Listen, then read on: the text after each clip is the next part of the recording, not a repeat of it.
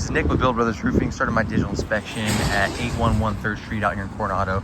We're on top of a flat roof. This is a torch down on my bitumen roofing material.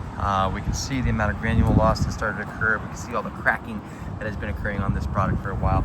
This is a very aged product, but I will say that this product was installed very well. The craftsmanship on this install was great. All the seams are still pretty tight.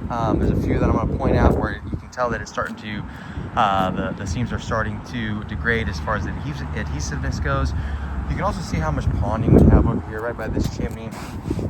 All of this is an accumulation of the granules from the actual product itself. So what ends up happening on this type of material is the oils will start to evaporate. And as those oils evaporate, the granules start to deplete and they roll off into the areas where that water sits on the roof. We call that areas of ponding. And as that water sits over time, it ends up finding ways into the material. But the waterproofing is greatly affected once all that fiberglass is exposed. So you can kind of see just how shiny this material is.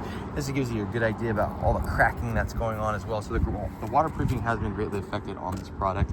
You can see that the flashing, the sealant around all the material, the vent is starting to degrade as well. You can see how water and moisture will be coming down these pipes, and everything's really just kind of starting to come apart. Again, more areas where ponding is evident. We'll come over here to the carport. We can see we're going to have a good amount of wood repair on this project as well. We're so close to the water. Anytime that water starts to get moist, it really causes a lot of damage. But you can see how the material is starting to come apart along the seams of the drip edge itself. It's no longer adhering to the drip edge.